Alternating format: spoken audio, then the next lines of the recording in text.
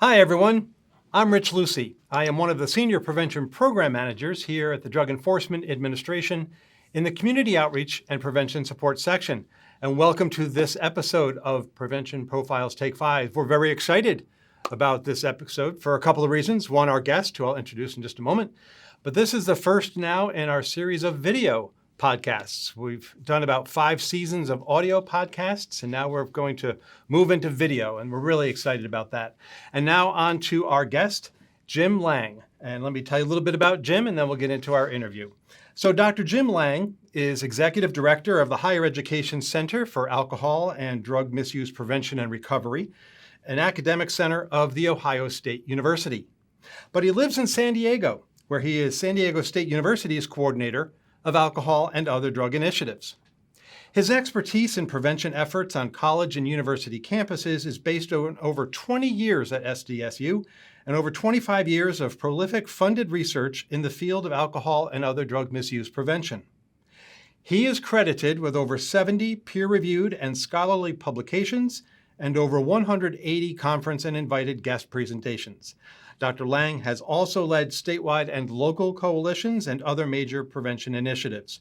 He has served in leadership roles within the collegiate prevention field, including as the executive committee co-chair of the network addressing collegiate alcohol and other drug issues, and continues to serve on SAMHSA's Prevention Technology Transfer Center Network Advisory Board.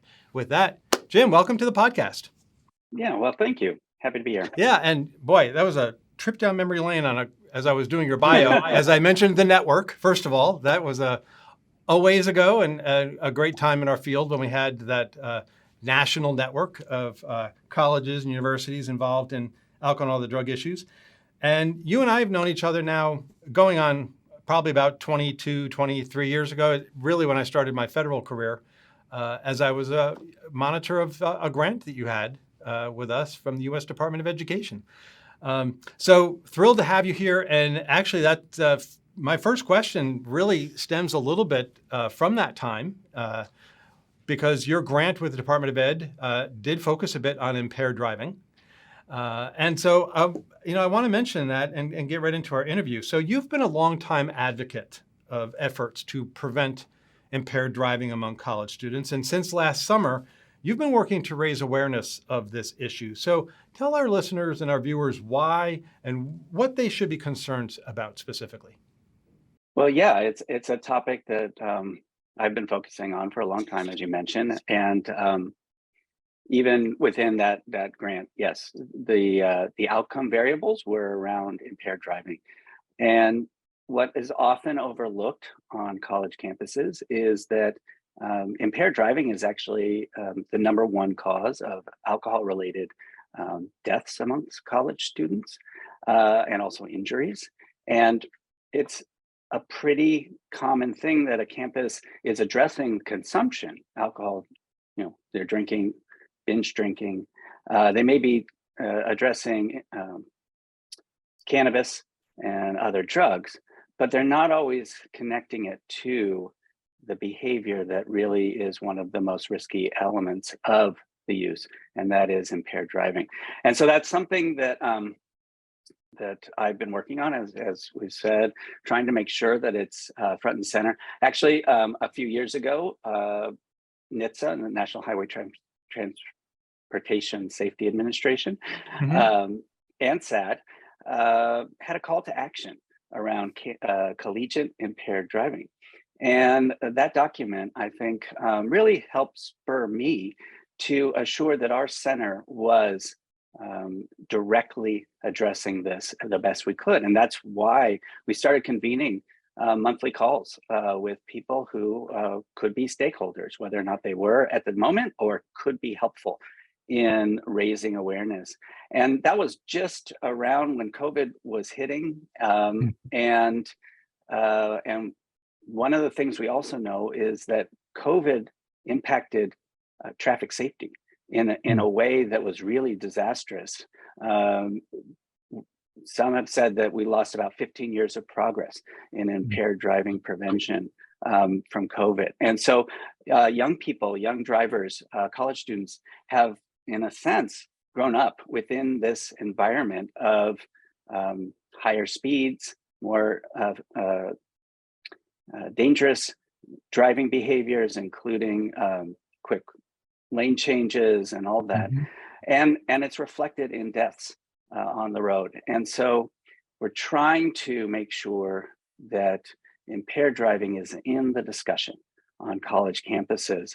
And actually, Rich, you've taken on some of the that call to action with Mhm. some materials now that have been spurred by those calls, and I think that's helpful. I think we've also tried to make sure that in conferences across the nation and national conferences around college student alcohol and drug issues, that at least some of us are talking about impaired driving so that we can continue to develop programs and try to move the needle back to where we were before COVID and then continue that progress. Mhm.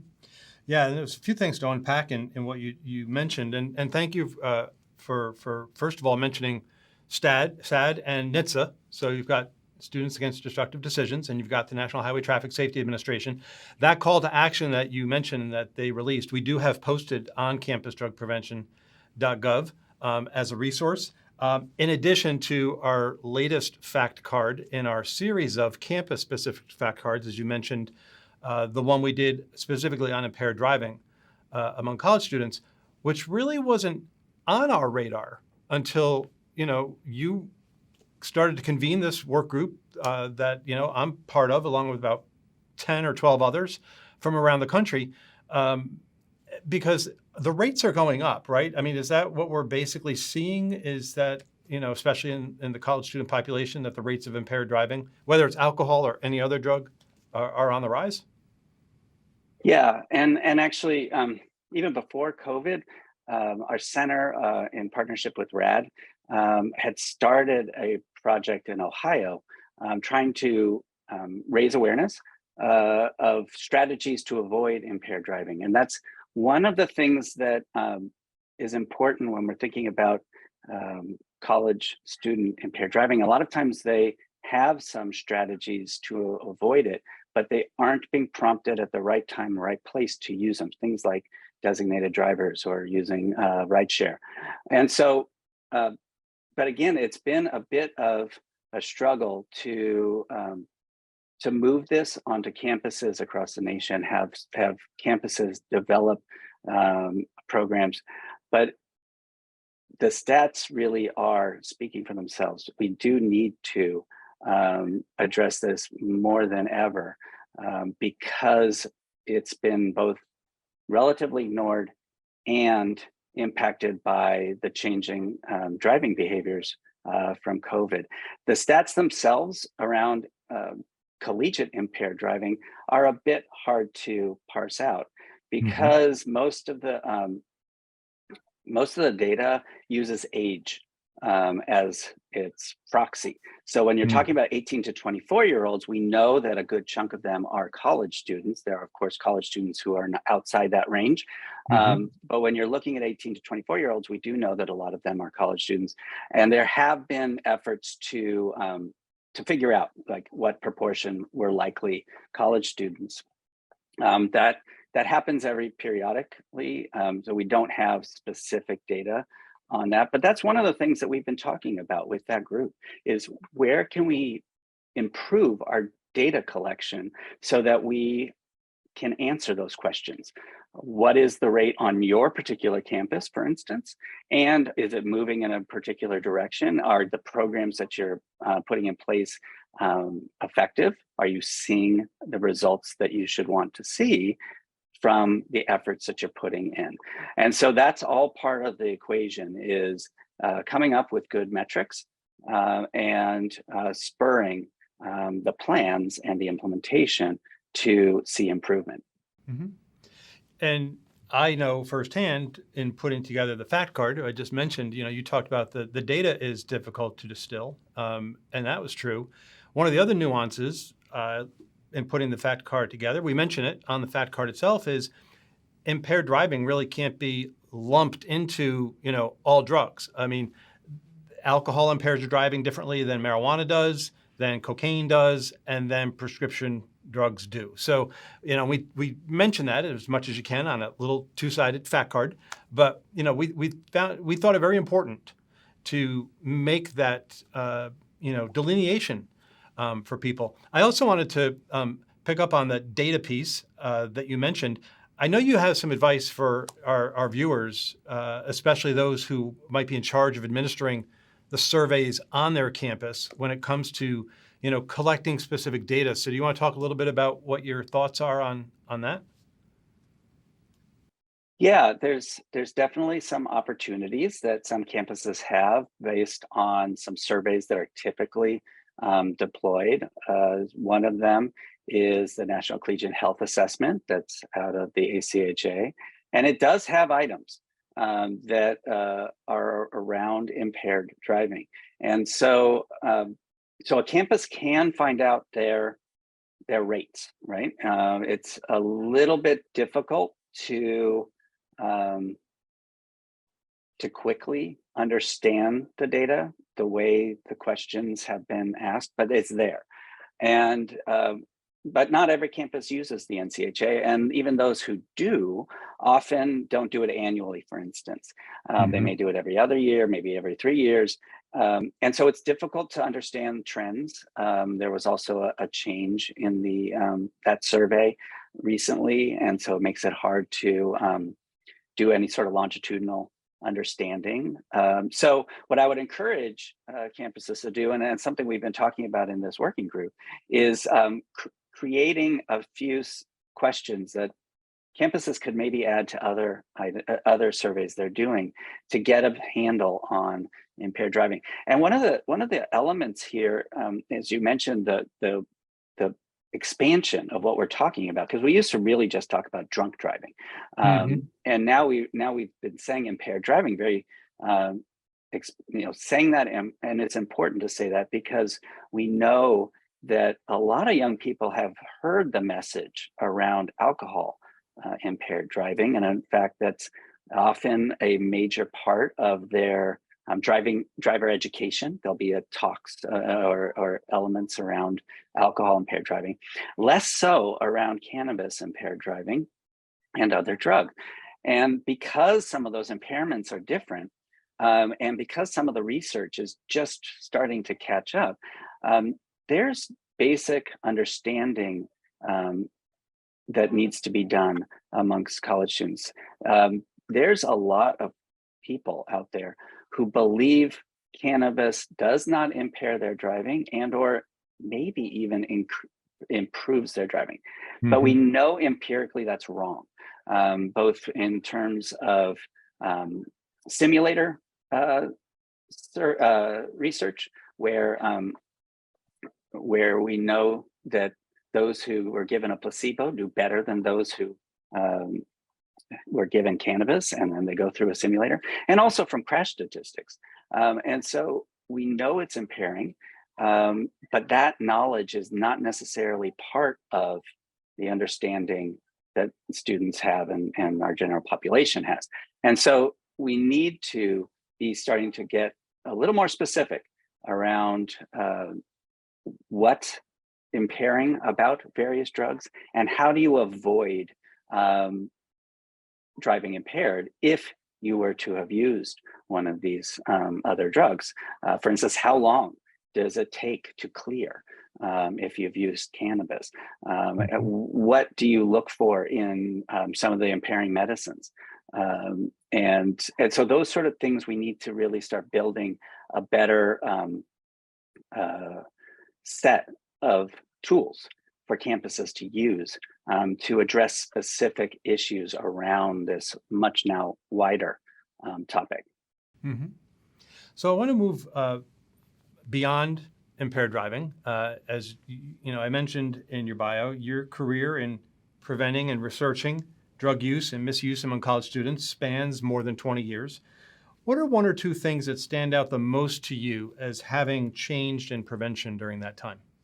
Well, some of the tools that campuses now can deploy are in compendiums like the College Aims that NIAAA has put out that gives campuses a rubric to pick evidence-based effective programs. Many of those, when I started, weren't yet established as evidence-based effective programs, nor were there handy ways to find them. And so there is a set of things campuses really should be doing because we know they are effective. There's things that we know do not work now that campuses were deploying. They seem like they should work. For instance, it doesn't work very well to have college students receive drug and alcohol information from uniformed police. It tends to push them away a bit, and actually maybe even rehearse things that they don't agree with as they're listening.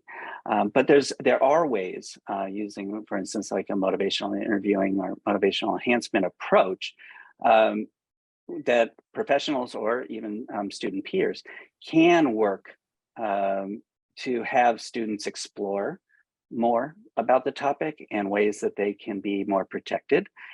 So those types of strategies, while they may have existed and or were really starting to emerge about 20 some odd years ago, they have now been integrated into more campuses, and that strategy and many of the others really should be done on most campuses. So that's I think a really nice thing to have witnessed is our list of things that are effective has grown. Yeah, and it's interesting you mentioned uniformed police because our friend and colleague Dave Clausen, former campus police officer, talks about how he employed using motivational interviewing, as a campus police officer, and really advocated its adoption at campus police around the country, and it really was starting to take hold where it was not the punishment approach, if you will, which typically comes with law enforcement. That's typically what people think. It was more the idea of the conversation, right? That's what motivational interviewing at its heart is really about, having the conversation. And I know we've heard that with the different initiatives outside of campus drug prevention.gov that we have here at DEA. Operation Engage, for example, which is more of a community level initiative, and it's the agents being engaged with the community level. And yeah, there is some distrust, if you will, initially with law enforcement at the table. It all depends on the community, but over time, and that's the important piece, over time, that trust is established and a real collaborative effort is gained. So I'm glad you brought that up. And yeah, I look back over the last 20, 25 years, which is basically my federal career. And you're right, when we started, nothing really existed. It was piecemeal, and it really was the NIAAA's call to action in 2004, maybe, or 2002, a little hazy there. But that was the first time that we had the 4 tiers of effectiveness, right? I mean, this was the first time that we started to put these strategies in buckets, if you will. And as I like to say in my presentations now, we have 3 decades plus of prevention science behind us. We're no longer at a point in time where we can no longer say we don't know what works, because we really do. It's just a matter of, I guess in some respects, having the will to do it and the resources. But we do know what works, and the resources are out there. Well, we know it works, but there has been some changes in the environment as well. There's issues that we're addressing that we don't necessarily have playbook for. For instance, the fentanyl poisoning is something unlike anything we've seen before.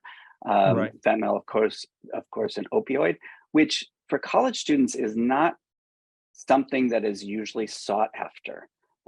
Obviously, there's going to be some who do, but by and large, that's not a drug of choice for college students, the opioids.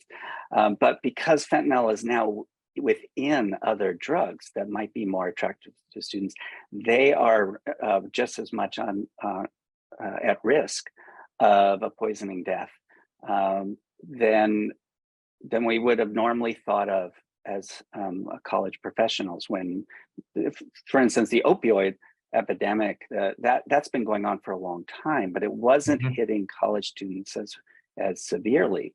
But now with the fentanyl poisoning, it is.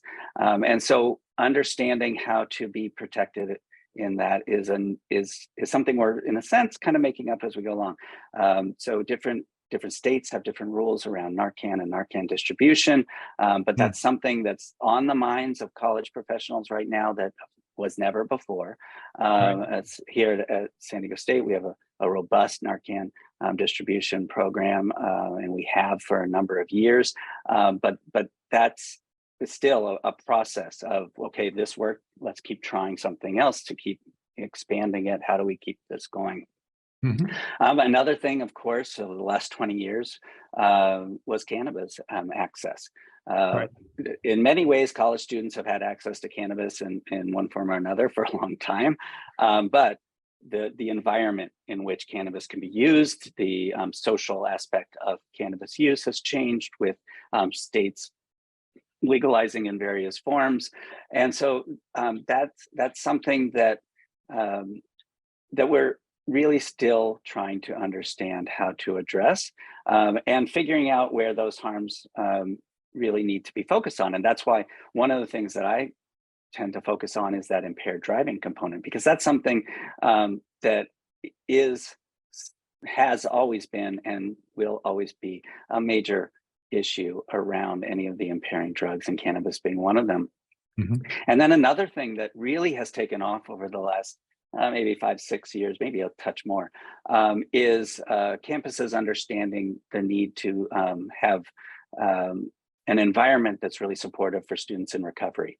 That that initiative is on the minds of campus professionals in a way that I don't recall really seeing before.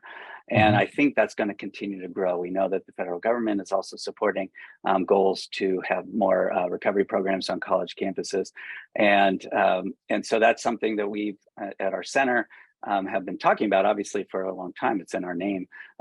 But we're seeing more campuses saying we should be starting to do things for our students in recovery and creating an environment in which they're welcome and supported, not just with programs, but in the environment. So what does the social environment look like when you recognize that there's students in recovery who would like to participate?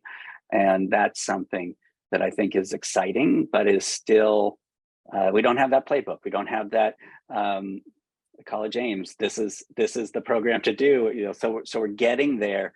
We have to be creative. We have to be doing the evaluation so we understand how we can uh, be helpful in that. Well, I'm glad you mentioned the center because that's a perfect segue into my next question. As director of the center, what do you see as one or two of the biggest challenges that colleges and universities and their surrounding communities are facing right now? Well, I kind of mentioned some of them. I mean, right now, top of mind is fentanyl, Mhm. and how to address it, because it's scary. I mean, there's campuses losing students to this, and it isn't necessarily clear how we as partners with the students can make it a safer place.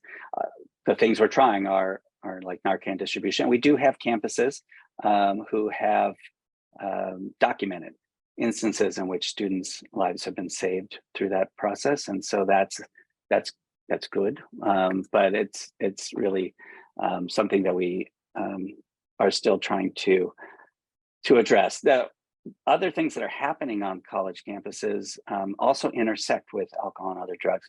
So one of the things that a lot of campuses are discussing is student mental health. Mhm. Um, and so that as a sort of broad topic, I mean, that's a really broad topic to say, hey, mental health.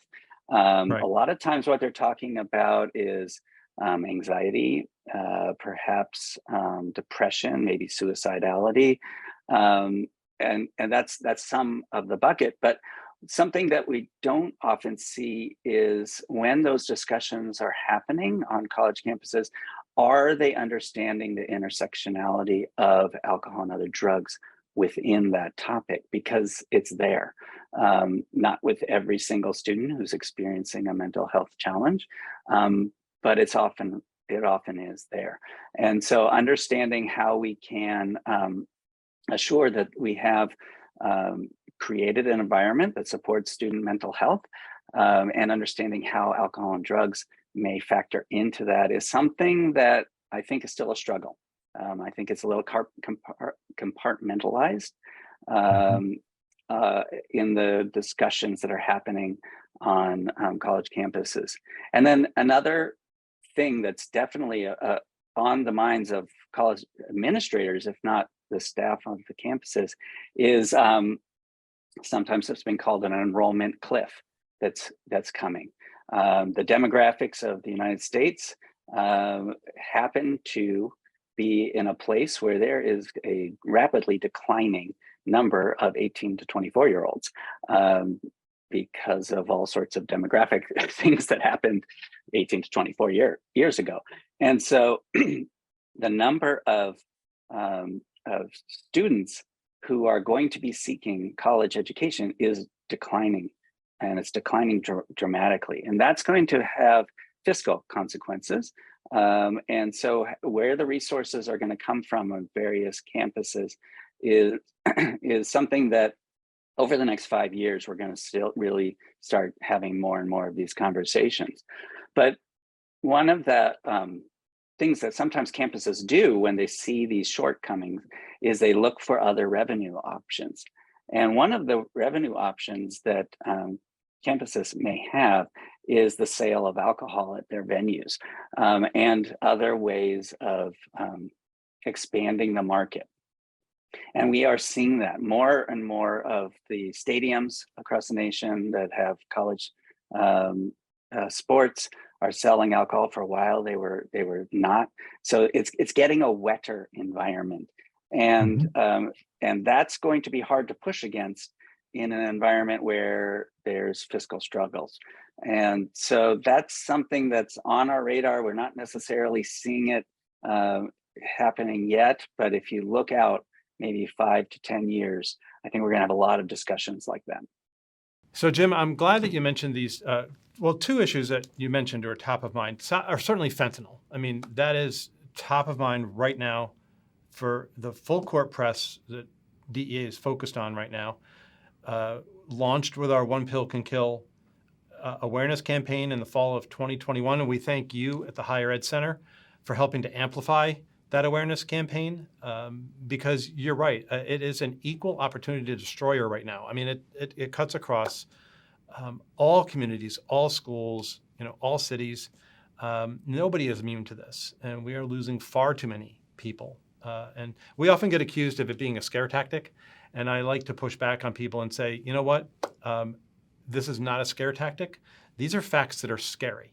The fact that 7 out of 10 of the pills that are being seized and tested in the labs contain a lethal dose of fentanyl, and that's what's on the streets right now. The fact that it can be accessible by anybody with one of these, the smartphones, I mean, that's the scary part of this. So yeah, absolutely. Fentanyl has really changed the game. I think that's what you said that a little bit earlier, over the last 20 years. But then you also mentioned the mental health issues. And I know that it really stemmed from my time working at CSAP in the Center for Substance Abuse Prevention and our colleagues in the Center for Mental Health Services. When I do presentations and I talk about the data around drug use among college students, I end with a data slide that talks about the mental health of college students. And those data typically come from, you mentioned the survey earlier, the National College Health Assessment. And I bring that up because we know that mental health and substance use are so closely aligned. And so students will talk about they're using alcohol and other drugs because they're feeling anxious or depressed, and yet they'll turn right around and say that they're feeling anxious or depressed because of their alcohol or other drug use. And so that's where these two issues intersect. So, I'm glad that you brought those up because I think that schools are, if not struggling, they're meeting the challenge in some respects. Certainly around fentanyl, we're very grateful for all of the individual colleges and universities who have adopted one pill can kill, and really are getting that message out. You mentioned earlier about students, college students specifically, where they don't typically gravitate toward opioid misuse, if you will. It's not the class of prescription drugs they typically misuse. That would be prescription stimulants. And so if they're looking for something that they think is going to help them get a better grade, which is an absolutely misguided belief, we know that. There's no research to indicate that if you take a Ritalin or an Adderall or some other prescription stimulant non-medically, it will not help you get a better grade. But here's what's happening. If you follow the chain, somebody's got a test coming up and their teammate or their classmate knows about that. And they say, well, you know what? Let me get you a stimulant. You'll stay up longer, you'll cram, you'll study better. And then 4 people later, they're getting a pill, giving it to their roommate or their teammate. They have no idea where that pill came from. And that's the universal message that we're trying to get out to everyone, including the college communities, is to not take any medicine that's not been prescribed to you by a licensed provider and dispensed by a trusted pharmacy. I mean, that's the universal message. Yeah, and it's a really important message because it is so different than what we think of as drug use, drug misuse, prescription drug misuse, because of the counterfeit element of it.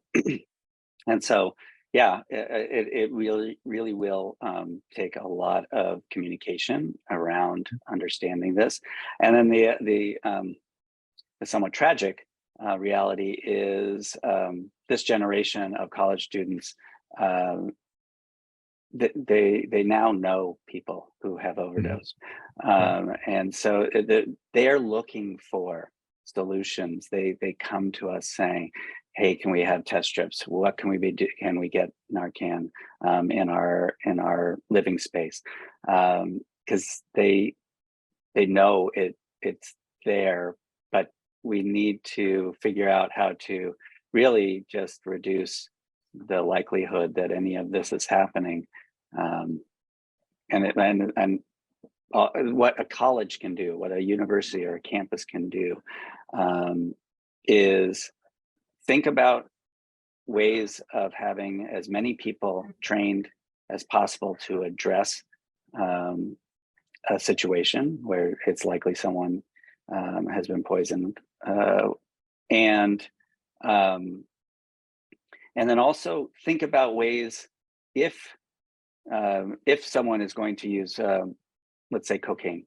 All right, illegal, shouldn't be doing it, whatever, but they're going to do it. But we know that cocaine is now also sometimes laced with fentanyl, Right. And so making sure there's at least someone in the room who doesn't use it, because we're seeing instances of multiple students in the same instant needing attention, and there isn't necessarily someone to give it. And so having a non-using person, I don't know if we'll come up with a good name for that, but there's other sort of harm reduction components that we need to be ready to talk about, so that we can keep everyone alive through these instances as the general population figures out how to get this out of our stream of illicit drugs, because it's hard for people to understand that they're using something that might actually have fentanyl in it. That's where we're at. So where's the training? What do we need to talk to students about to realistically protect them, so that we can see another day with them to make sure that they stay safe. So that's where we're at with this. Yeah, it really has changed a bit in how we typically do prevention. And I usually talk about primary prevention. And yeah, our first line of messaging is always going to be non-use. If it's a legal substance and you're underage, our first messaging is going to be non-use. If it's an illegal drug, obviously no use. But we know there are people who ignore the law. And it's like you said, it's almost like, we learn from our time in alcohol misuse prevention, it's almost like the designated driver of the time is always have the one person in your party, right, who is not going to be drinking alcohol. It's similar to the what you just mentioned. We would hope that nobody's using, but we know there are people that are, and so there have to be looking at ways to reduce the risk. Yeah, and that goes along with things like amnesty policies on college campuses so that people will call 911 when they think something's happening as quickly as possible and don't have hesitation about the consequence of calling for help. And those are the tools that we've come up with so far. We haven't necessarily evaluated them, that is protective, but we've got to try stuff to assure that we don't have those sort of deaths on our college campuses, well, across the nation, but for campuses, our domain, we want to make sure that they're as protected as possible. So my next question takes us into your state of California, and you have a long history of being part of a statewide initiative to prevent drug use among college students. So I know from early in my career, back in my home state of New York, I was obviously led a statewide initiative there. What, from your experience, do you see as the benefits and the challenges of being part of a statewide initiative? Well, yeah, I do see a lot of value to statewide coalitions. Actually, it reminded me when you were reading my bio about the network, which was kind of like that too. Campuses can sometimes be rather insular. And campus professionals who are doing alcohol and drug work on their campus often are new to the positions. There's a lot of turnover. And so there's a lot of opportunity for campuses to reinvent the wheel. And there's also a lot of opportunity for them to reinvent a square wheel, because a lot of the things that, as we said, 20 years ago, that we found out didn't work, they seemed like they should. And so it's important to keep that institutional memory and to have people understand what the best practices are. And having it at a state level is helpful because there are different environments and different cultures and different things. And so having that level of state by state is helpful. And it also gives people an opportunity to network and understand. So having coalitions that can disseminate best practices, evidence-based measures, for instance, sometimes even resources, if they are funded through the state, can really help assure that all the campuses are doing what they can with the things that will most likely have an effect. And that's something that we recognized at the center, that there were a lot of states that had state coalitions, and occasionally they would talk, the leaders of those coalitions would talk amongst themselves, and that but not very often. So we actually got a grant from the Conrad Hilton Foundation to convene regularly the state coalition leaders. And we've been doing that now for years. And there's great value for those state leaders to understand how they can strengthen their own state's coalition. And so we've seen that happen. We've seen some states begin to have coalitions that didn't have before because they now see the value. And so that's something that our center is actually quite proud of, is that we have been helping assure that state coalitions are doing what they at least try to do best. That is get everyone on board with evidence-based programs, work together on things that need to be worked together on. For instance, some cities have multiple campuses. It would be weird if they were all kind of disjointed in their approach. It would be helpful if the whole city or whole county was working together on things. So those types of things are possible. And then our center sort of, in some ways, is a place where campuses that don't have coalitions and or can benefit from. Our center has some of this as well. So we do trainings around evidence-based programs. We have webinars. We have the U report, for instance, which is a weekly email blast with some research elements and what's going on in the field. And then we also have a national meeting that brings people together. But our center really believes in the idea of keeping communication open, having people know each other and understand where things are going, because it benefits the country. It benefits all college students if every college is doing what it can on these things. And so this is really part of our mission at the center, is to connect people to the information they need and the resources that they need. Same with those state coalitions at a much more local level. Yeah, absolutely. And I know, coming from a large state, as you are in a large state, does geography, I'm sure just the size of the state creates a challenge in and of itself, but I have to think that now with all the virtual platforms that are available, that's really helped to bridge those geographic divide within a state. Yeah, absolutely. Actually, that was a topic of conversation a lot when we started bringing the coalition leaders together pre-COVID. Was what do we do on a state like California or Texas, or I mean, there's a lot of big states that have vast areas. And how do you compete? A lot of land, and so, but we don't have those conversations anymore. Everyone knows how to use Zoom now.